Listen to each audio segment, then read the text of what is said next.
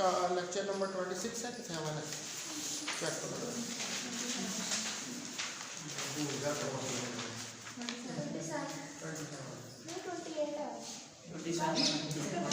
Electronics और nuclear physics की बात कर रहा हूँ। 27।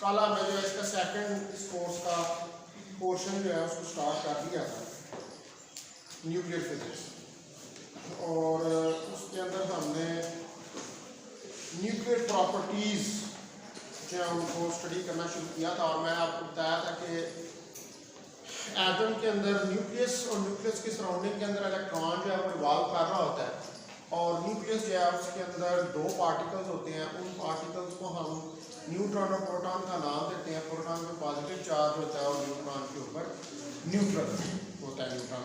और न्यूट्रॉन और प्रोटॉन जो है ये बेसिकली हाइड्रॉन्स होते हैं, क्योंकि ये जो है क्वार्क से मिलकर बनते हैं, एज कम्पेयर टू के जो इलेक्ट्रॉन होते हैं वो एलिमेंट्री पार्टिकल्स होते हैं। ठीक है, ये कल हमने बातें जो है डिस्कस कर ली।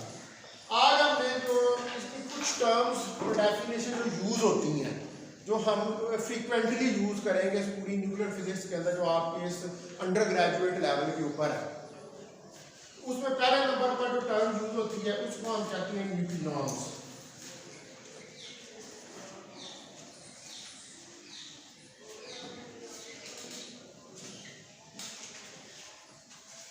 तो जो पार्टिकल्स न्यूक्लियस को बनाते हैं वो कौन से पार्टिकल्स हैं? वो हमारे पास दो पार्टिकल्स हैं, वो न्यूट्रॉन और प्रोटॉन है। तो जो न्यूट्रॉन और प्रोटॉन हैं, ये जो न्यूक्लियस को बुला रहे होते हैं, इनको हम न्यूक्लियॉन्स का नाम देते हैं। ठीक है, द पार्टिकल्स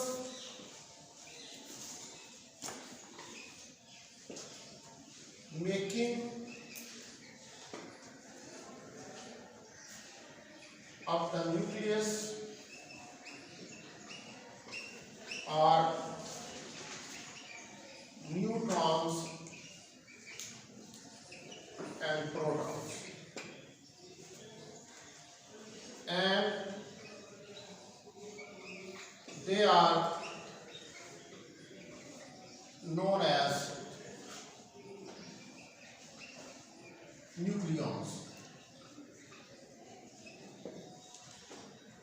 तो इनको हम जो है वो न्यूक्लियॉन्स का नाम देते हैं। जब ये न्यूक्लियस का पार्ट है, जब ये न्यूक्लियस को कंपोज कर रहे हैं, जब ये न्यूक्लियस को बना रहे हैं। अब प्रोटॉन जो है उसको तो पॉजिटिव चार्ज होता है सेम मैग्नीट्यूड का, जो कि इलेक्ट्रॉन के ऊपर होता है।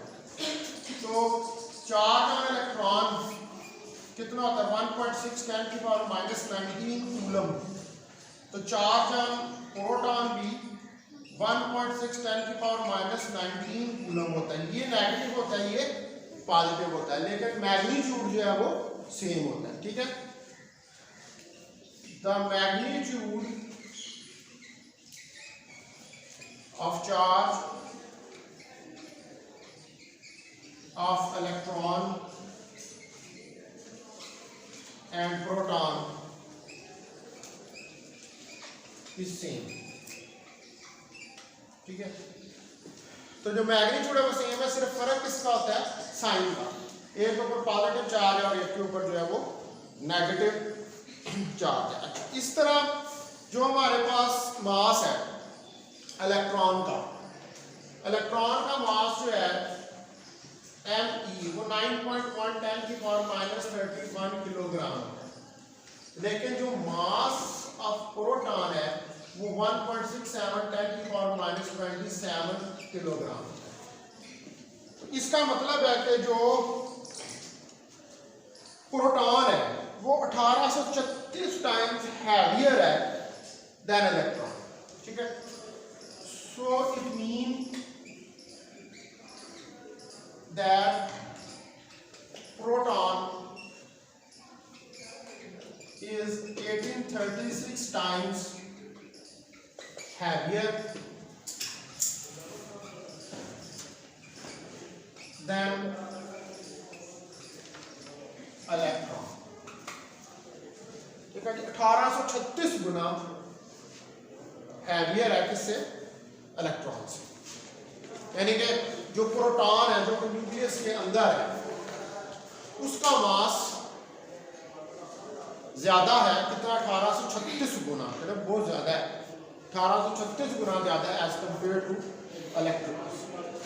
अच्छा, जो न्यूट्रियॉन है वो इलेक्ट्रिकली न्यूट्रल होता है और इसका सेम मास होता है जो कि प्रोटॉन का। ठीक है, मैंने अभी शुरू में भी ये बात बताई है कि the neutron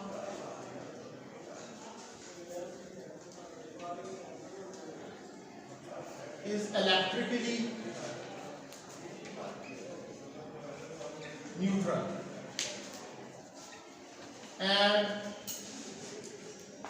its mass is equal to that of proton। यानी कि mass of proton mass of neutron 1.6 × 10⁻27 kilogram के बराबर होता है।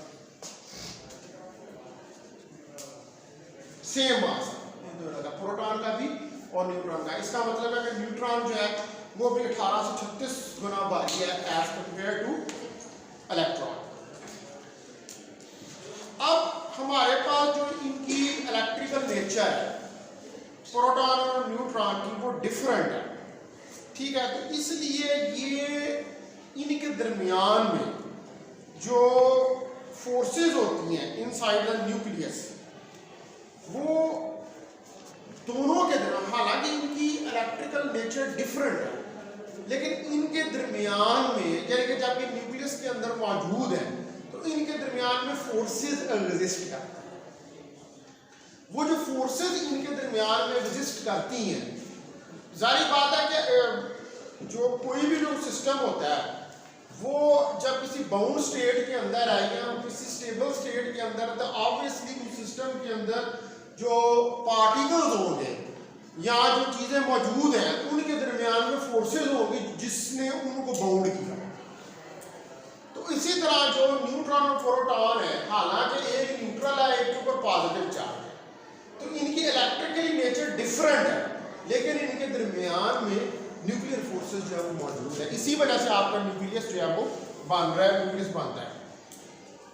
तो इसलिए हम ये जब दोनों को टुगेदर हम यूज करते हैं तो हम इनको न्यूक्लियॉन्स का नाम देते हैं, क्योंकि इन दोनों की वजह से जब आप कहेंगे ना कि न्यूक्लियॉन्स, जिस जगह पर ये टर्म आए कि न्यूक्लियॉन्स, तो न्यूक्लियॉन्स का मतलब यह है कि आप न्यूट्रॉन और प्रोटॉन की बात कर रहे हैं। ठीक है, क्योंकि इनके दरमियान में फोर्सेस मौजूद है, न्यूक्लियर फोर्सेस मौजूद है। तो हम ये कह सकते हैं कि in spite of different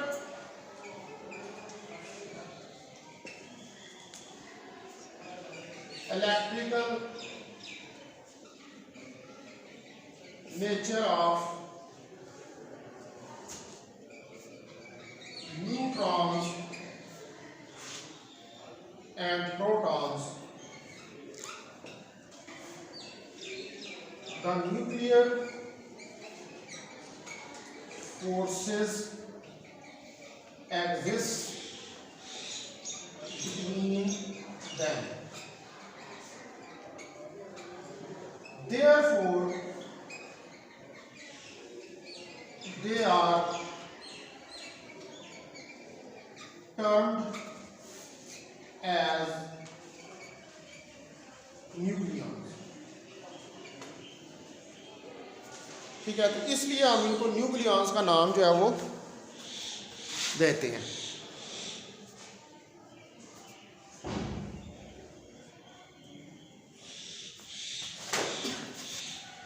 क्योंकि इनके दरमियान में न्यूक्लियर फोर्सेस जो है तो वो मौजूद है। अच्छा, उसके बाद ये तो होगी पहली टर्म कि अगर न्यूक्लियस के अंदर न्यूट्रॉन और प्रोटॉन है, तो जहां पर भी नाम न्यूक्लियॉन्स का आएगा इसका मतलब है कि न्यूट्रॉन और प्रोटॉन की बात जो है वो आप काट दें। उसके बाद दूसरे नंबर पे है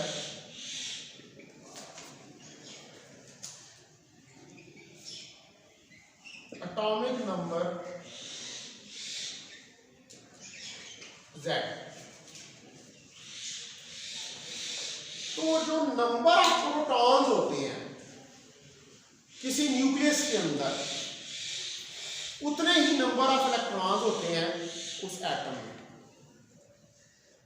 तो नंबर ऑफ प्रोटॉन्स किसी न्यूक्लियस के अंदर जो है वो एटॉमिक नंबर को रिप्रेजेंट करते हैं।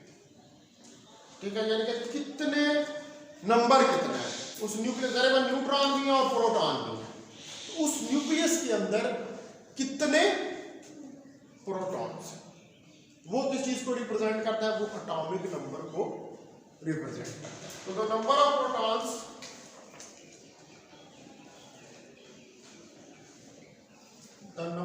प्रोटॉन्स इन एन एटम, ठीक है, एटम के अंदर और nucleus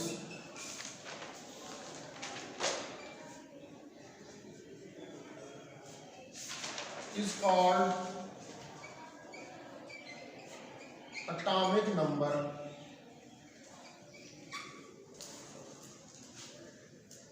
of an atom or nucleus। तो चूंकि इलेक्ट्रॉन्स और प्रोटॉन्स इक्वल होते हैं किसी एटम के अंदर, ठीक है, as protons is equal to electrons in an atom, so number of electrons in an atom also represents the atomic number Z। तो जितने नंबर ऑफ प्रोटॉन्स होंगे, ठीक है, उतने ही नंबर ऑफ इलेक्ट्रॉन्स भी होंगे।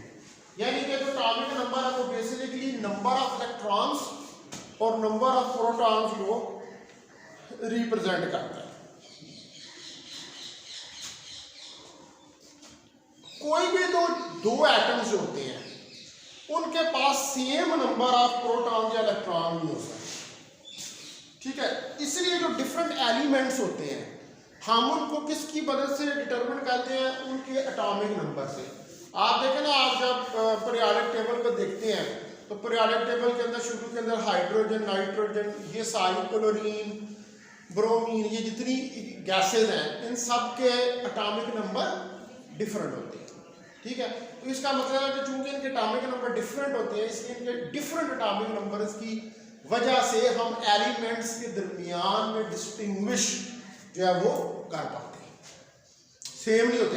हर एलिमेंट जो है उसका डिफरेंट एटॉमिक नंबर होगा। आप पूरा पीरियोडिक टेबल जो है वो उठा के देख लें, यूरेनियम तक, यूरेनियम जो है वो 23592, ठीक है, वो सबसे जो है वो एंड के ऊपर पीरियोडिक टेबल में। तो वहाँ आप हाइड्रोजन से शुरू करके हाइड्रोजन, पहला हाइड्रोजन से लेकर यूरेनियम तक आप जाएं तो आपको जितने पीरियोडिक टेबल के अंदर एलिमेंट्स नंबर नजर आएंगे उनके अंदर एटॉमिक नंबर डिफरेंट होगा, ठीक है।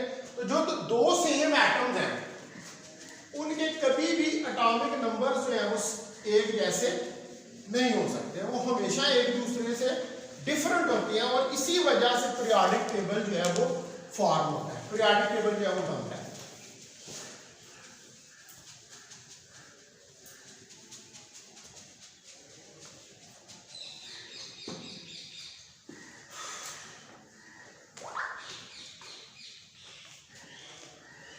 No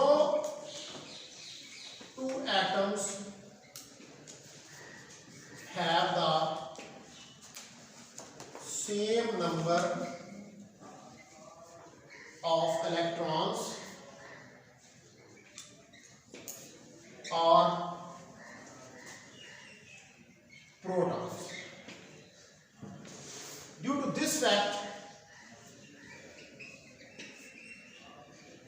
due to this fact, each element of the periodic table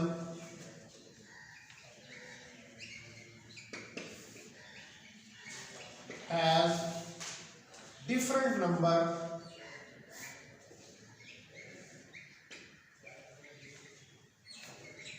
of protons or electrons.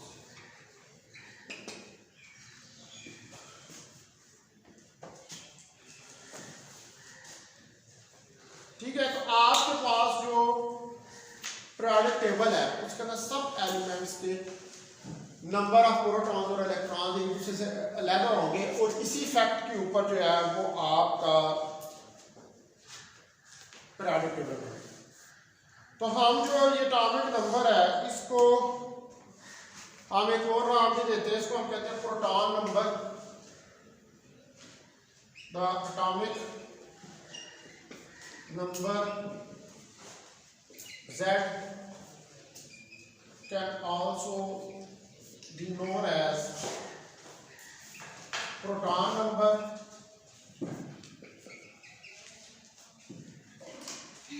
इसको हम प्रोटॉन नंबर का भी नाम देते हैं, या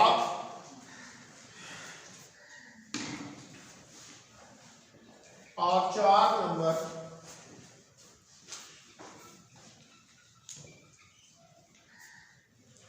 of an element, या किसी एलिमेंट का चार नंबर, इसको नाम दिया जाता है। ठीक है, ये दूसरी टर्म होगी। तो नंबर ऑफ प्रोटॉन्स या number of electrons, number of protons nucleus के अंदर, नंबर ऑफ इलेक्ट्रॉन्स एटम के अंदर, ये किसको रिप्रेजेंट करते हैं? एटॉमिक नंबर Z को। और ये एटॉमिक नंबर Z ही जो है इसकी वजह से आपका क्या बना है? Periodic table. मोतले ला के अंदर वो ये कैलकुलेट करते हैं एक्स रेज से। अगर आप मॉडर्न फिजिक्स को पीछे जाए एटॉमिक स्ट्रक्चर वाले चैप्टर के ऊपर, ठीक है। अच्छा, उसके बाद तीसरी टर्म है, तीसरी टर्म है इसके अंदर न्यूट्रॉन नंबर। ठीक है, तो number of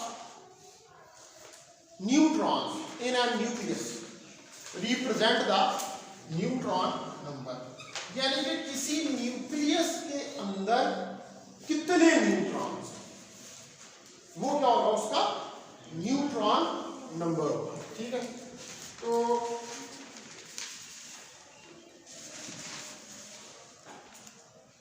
the number of neutrons in an nucleus represents the neutron number।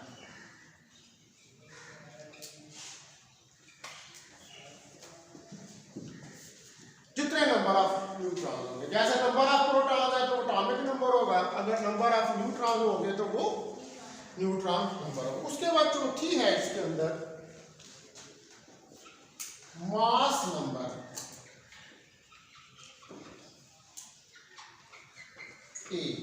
ये अभी ये सारी वो चीजें हैं जो आपने सेकंड ईयर में पढ़ी। ठीक है, आप सेकंड ईयर का अगर आखिरी चैप्टर निकाल के देखें न्यूक्लियर फिजिक्स वाला, उसके अंदर ये सारी टर्में यूज है, लेकिन हम वो प्रीवियस कॉन्सेप्ट से उनको रिवाइव कर रहे हैं। तो नंबर जो है, number of neutron plus number of protons, neutron और प्रोटॉन के नंबर का जो सम है उसको हम मास नंबर कहते हैं। जाहिर बात है, आपका जो न्यूक्लियस है उसके अंदर न्यूट्रॉन भी है और प्रोटॉन भी है, तो अब उसका टोटल अगर इफेक्ट देखना है तो आपको उसका मास नंबर निकालना पड़ेगा। यानी अगर आप उसकी मास निकालनी है तो उसकी मास में सिर्फ प्रोटॉन तो नहीं है, उसके अंदर न्यूट्रॉन भी है, तो फिर आपको इकट्ठा जो निकालेंगे उसका मास, तो उसका मास नंबर होगा। ठीक है, तो the total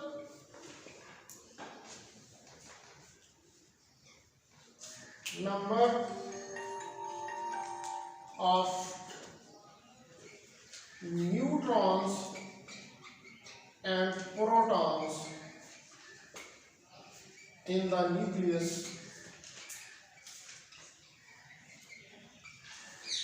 describes the mass number E. तो ये किसको डिस्क्राइब करते हैं? मास नंबर ए को। ठीक है, तो mass number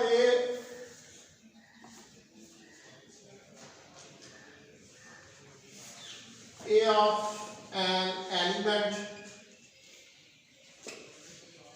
is equal to Z plus N. Z number of protons or N number of neutrons. ठीक है जी, ये हमारे पास चौथी टर्म होगी। उसके बाद आ गए आप फिफ्थ टर्म के ऊपर। फिफ्थ टर्म है nuclide.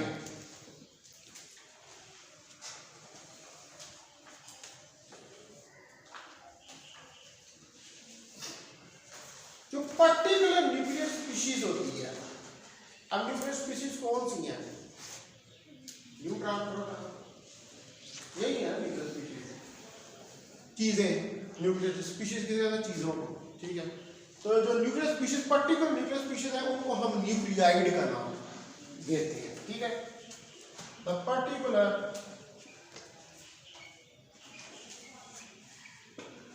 Nuclear species are known as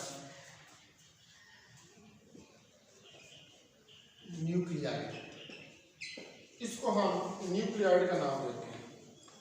तो हर न्यूक्लियाइड जो है उसको हम स्पेसिफाई करते हैं Z से, A से या N से। ईच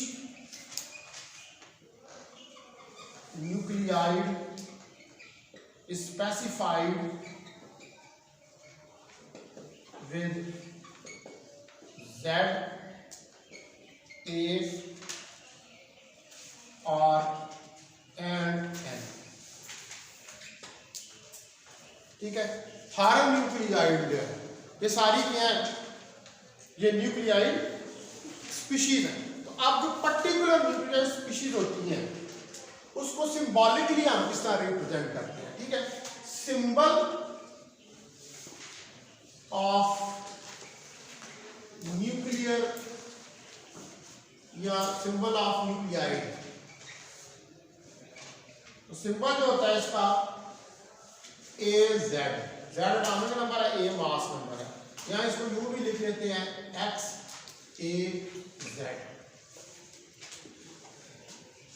X क्या है? This is the symbol of the element. X जो है वो एलिमेंट को रिप्रेजेंट कर रहा है। X क्या है? It is a symbol of an element. ये जो एलिमेंट है उसका सिंबल ऑफ एलिमेंट कोई भी हो सकता है, हाइड्रोजन, नाइट्रोजन, क्लोरीन, कोई भी एलिमेंट हो सकता है। तो इसको हम क्या कहेंगे? ये सिंपल न्यूक्लियाइड है। अब मसलन आप एक न्यूक्लियाइड रिप्रेजेंट करना चाहते हैं हाइड्रोजन का, ये रिप्रेजेंटेशन है किसकी? न्यूक्लियाइड। तो हाइड्रोजन क्या? हाइड्रोजन भी एक न्यूक्लियाइड है। क्यों? क्योंकि उसके अंदर न्यूट्रॉन और प्रोटॉन है, एटॉमिक नंबर है, न्यूट्रॉन नंबर है, उसका मास नंबर। तो कोई भी ऐसी स्पीशी जिसके अंदर ये चीजें होगी वो क्या होगी? वो न्यूक्लियाइड होगी। ठीक है, तो अगर हम रिप्रेजेंट करना चाहते हैं इसको हाइड्रोजन को, the simplest nuclide is hydrogen. ये हाइड्रोजन है। तो हाइड्रोजन हमारे पास जो है वो क्या आ जाएगा? 1H1।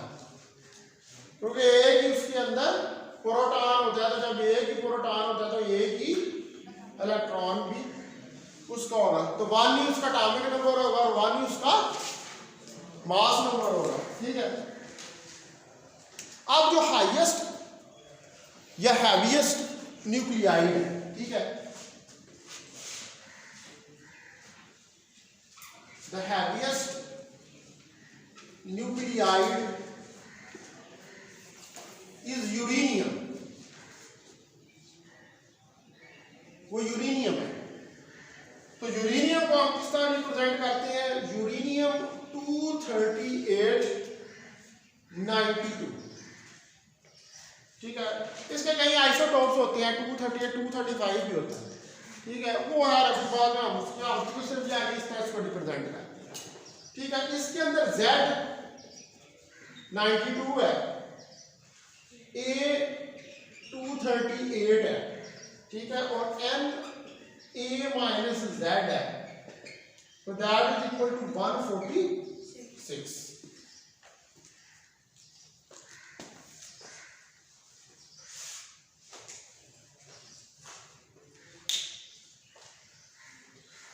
ठीक है, ये हमारे पास जो थी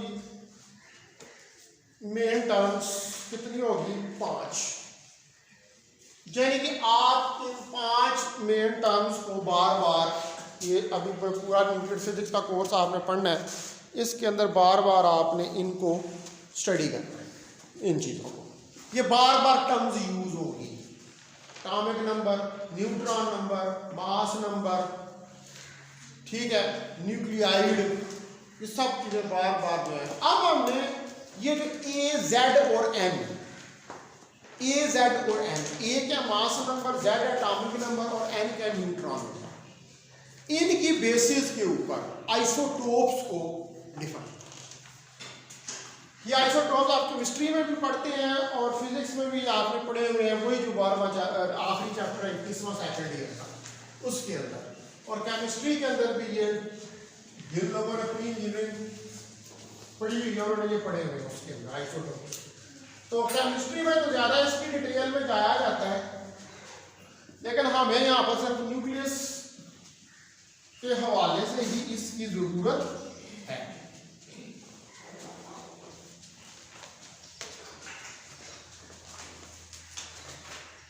अब आगे हमारा नेक्स्ट टॉपिक है आइसोटोप्स। इसमें डिफरेंट आइसोटोप्स होंगे, आइसोबार्स होंगे, आइसोमर्स होंगे, ये सारे इन बेसिस के ऊपर A, Z और M की बेसिस के ऊपर इनको डिस्क्राइब किया जाता है। तो पहले नंबर पर है A जो है हमारे पास, वो है आइसोटोप्स। तो एटम या न्यूक्लियाई किसी एलिमेंट का जिसके एटॉमिक नंबर Z जो है वो सेम हो, लेकिन मास नंबर जो है वो डिफरेंट हो, तो हम कहते हैं कि ये आइसोटोप्स हैं उस एलिमेंट। यानी कि उनका सारे जो होते हैं उनका एटॉमिक नंबर सेम होता है, जितने भी आइसोटोप्स होते हैं, लेकिन उनके मास नंबर जो है वो एक दूसरे से डिफरेंट होते हैं। जैसे आप हाइड्रोजन की बात करते हैं, ठीक है, उसमें प्रोटियम, ट्रिटियम, ड्यूट्रियम, ये सारे जो है वो हाइड्रोजन के आइसोटोप्स हैं, क्योंकि इनके अंदर इनके नंबर ऑफ प्रोटॉन्स जो है वो तो सेम होते हैं, लेकिन जो मास नंबर है plus number of neutrons plus number of protons वो डिफरेंट, ठीक है। तो इस किस्म के जो होते हैं एलिमेंट्स उनको हम क्या कहते हैं, आइसोटोप्स, ठीक है। तो द एटम और nuclei of an element having same atomic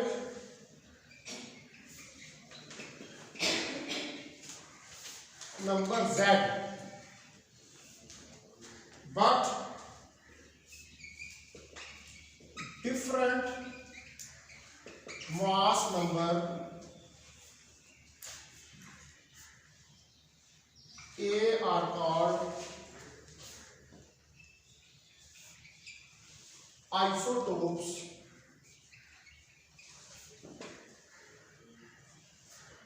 of that element.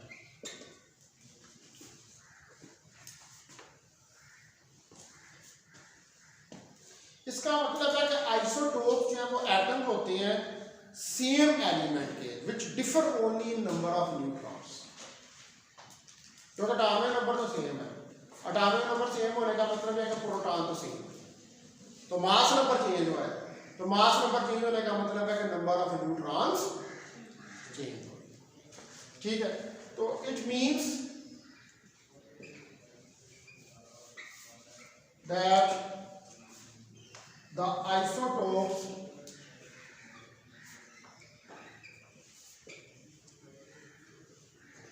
are the atoms of same element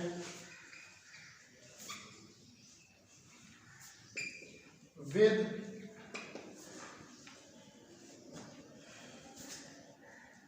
different number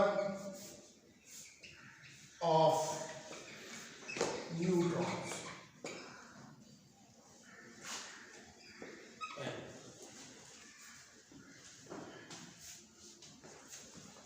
तो अब चूंकि इनका एटॉमिक नंबर तो सेम है, लेकिन जो मास नंबर है वो डिफरेंट है, तो ऐसे एलिमेंट्स के जिनका मास नंबर डिफरेंट हो या ऐसे एटम्स जिनका मास नंबर डिफरेंट हो वो केमिकली डिस्टिंग्विशेबल होते हैं, उनको हम केमिकली अलग कर सकते हैं, उनकी केमिकल प्रॉपर्टीज जो है यानी कि उनमें हम डिस्टिंग्विश कर सकते हैं। ठीक है, तो they are chemically distinguishable.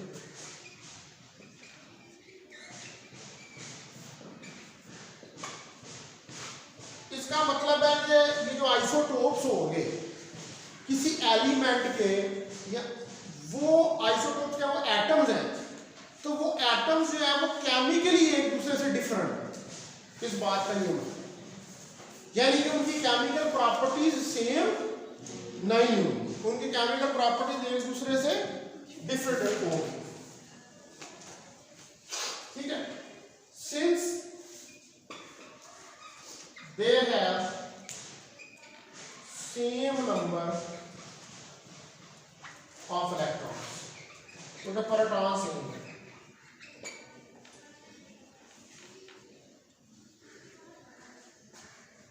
and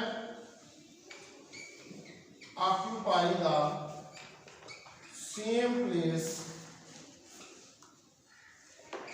in periodic table।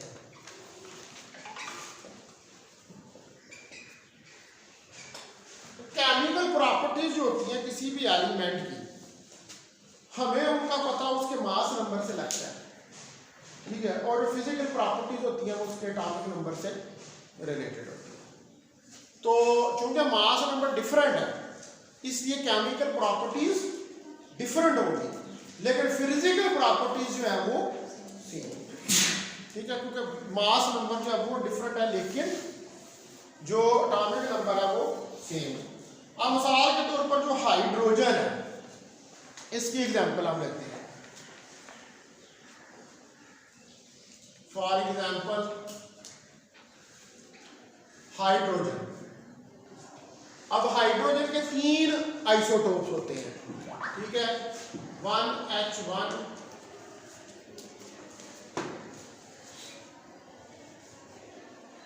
2H1 3H1। ठीक है, इसको कहते हैं प्रोटियम, ड्यूट्रियम और ट्रीटियम।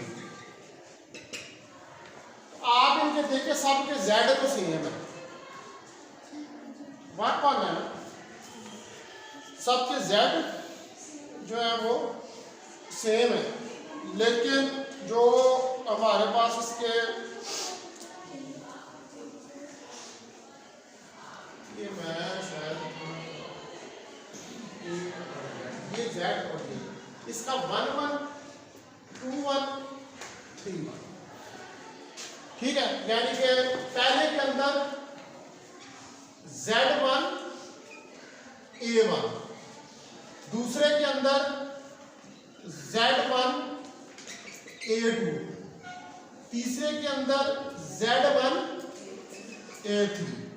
अब यहां से हम नंबर ऑफ न्यूट्रॉन्स भी निकाल सकते हैं। तो A Z plus N, N A minus Z। तो पहले में A1 माइनस 1 न्यूट्रॉन 0, दूसरे के अंदर 2 माइनस 1 न्यूट्रॉन 1, तीसरे के अंदर 3 माइनस 1 न्यूट्रॉन 2।